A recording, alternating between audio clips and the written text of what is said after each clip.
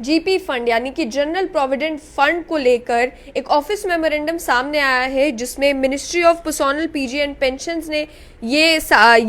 कहा है कि जीपी फंड को लेकर आप जो कॉन्ट्रीब्यूशंस देते हैं, आपकी मंथली कॉन्ट्रीब्यूशन होती है वो साल भर में एक फाइनेंशियल ईयर में 5 लाख से ऊपर नहीं हो सकती। ये सीलिंग जो है वो सेट कर दी गई है। इसको लेकर ये कहा गया कि जनरल प्रोविडेंट फंड जो रूल्स है 1960 के, उसमें अमाउंट ऑफ सब्सक्रिप्शन पहले ही मेंशन कर दिया गया है कि आपकी जो 6% सैलरी है उससे कम नहीं हो सकती और जो टोटल आपको सैलरी मिलती है उससे ज़्यादा नहीं हो सकती। लेकिन कोई सीलिंग टोटल अमाउंट पर नहीं रखी गई थी कि एक सब्सक्राइबर अपने जीपीएफ अकाउंट में एक साल में कितने पैसे जमा करवा सकता है। लेकिन उसी को लेकर अब ये कहा गया है कि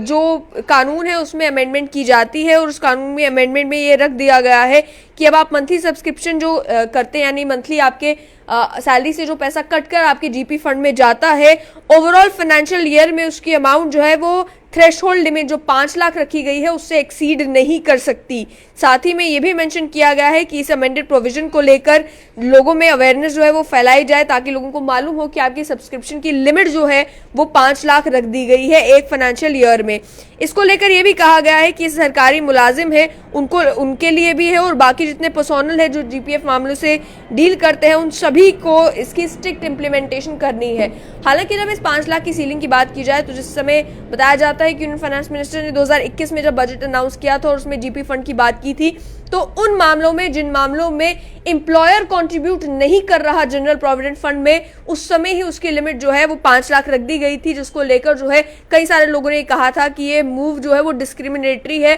सैलरीड एम्प्लॉयज के लिए, क्योंकि इससे केवल सरकारी मुलाजिमों को जो है वो फायदा होता है। इसमें बात ये की जा रही थी कि 5 लाख तक की अगर आप अमाउंट अपने जीपी फंड में जमा करवाते हैं तो उसके ऊपर जो आपको इंटरेस्ट एक्रू होता है, जो इंटरेस्ट आपको मिलता है वो टैक्स फ्री अमाउंट होता है। इसी के चलते जो सैलरीड एम्प्लॉयज है उनका ये कहना था कि हमारे मामले में जब हम जीपी फंड जो है वो जमा कराते हैं तो हमारे मामले में सीलिंग जो है वो 2.5 लाख रखी गई है, तो उसमें डिमांड ये चल रही थी कि उस सीलिंग को 2.5 लाख से बढ़ाकर 5 लाख कर दिया जाए ताकि वो लोग भी जो सरकारी मुलाजिम नहीं है वो भी जब अपने जीपी फंड अकाउंट में पैसे जो जमा करवाएं तो उन्हें भी जो टैक्स फ्री इंटरेस्ट इनकम है वो 5 लाख तक की अमाउंट के ऊपर मिले, ना कि 2.5 लाख तक की अमाउंट के ऊपर। इस समय जो ये ऑफिस मेमोरेंडम सामने आया है इसमें डिस्क्रिमिनेट नहीं किया गया, इसमें डिस्टिंक्शन ड्रॉ नहीं की गई है सरकारी मुलाजिमों के बीच या सैलरीड एम्प्लॉयज के बीच, या वो मामले जहां पर एम्प्लॉयर जो है वो कंट्रीब्यूट जीपी फंड में कर रहा है या नहीं कर रहा है। तो साफ तौर पर एक ही सीलिंग जो है वो सेट कर दी गई है 5 लाख की, यानी कि आप जो जीपी फंड है उसमें एक साल के टाइम पीरियड में 5 लाख से ज्यादा अमाउंट जो है वो जमा नहीं करवा सकते। कानून में ये जो है वो अमेंडमेंट करके कहा गया है ऑफिस मेमोरेंडम के जरिए कि सभी की अवेयरनेस के लिए सरकारी मुलाजिमों को भी और जो जीपी फंड के साथ डील कर रहे ऑफिसर्स हैं उन्हें भी बता दिया जाए कि वो लोगों को इस बारे में अवेयर कर दे कि आपके खाते से जो अमाउंट आपकी सैलरी से कटता है, एक तो 6% से कम अमाउंट जो है वो नहीं कट सकता, आपको 6% अमाउंट जो है एक फाइनेंशियल ईयर में टैक्स फ्री इंटरेस्ट इनकम के लिए वो 5 लाख से ऊपर का जो है वो नहीं हो सकता। अब देखना ये होगा कि इन कानूनी बदलावों के बाद क्या इस स्टेप को वेलकम किया जाता है या इस स्टेप को अपोज किया जाता है, और वहीं जो रूल्स में अमेंडमेंट की गई है क्या उससे जो सैलरीड एम्प्लॉयज हैं उन्हें भी एट पार लाया जाता है सरकारी मुलाजिमों के साथ। क्योंकि जीपी फंड कंट्रीब्यूशन की जहां तक बात है, आम आदमी भी जो है वो जीपी फंड में कंट्रीब्यूट इसी वजह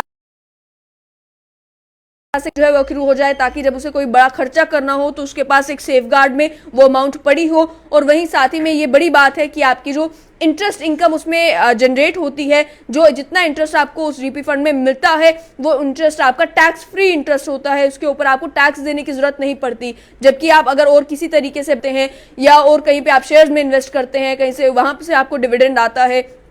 या किसी और जरिए से अगर आप इन्वेस्टमेंट करते हैं और अपना पैसा सेव करने की कोशिश करते हैं तो उसमें जो इंटरेस्ट जनरेट होता है उस पर आपको टैक्स जो है वो पे करना पड़ता है। लेकिन इसमें जो 5 लाख की सीलिंग रखी गई है, देखना ये होगा कि इस स्टेप को वेलकम किया जाता है या अपोज किया जाता है।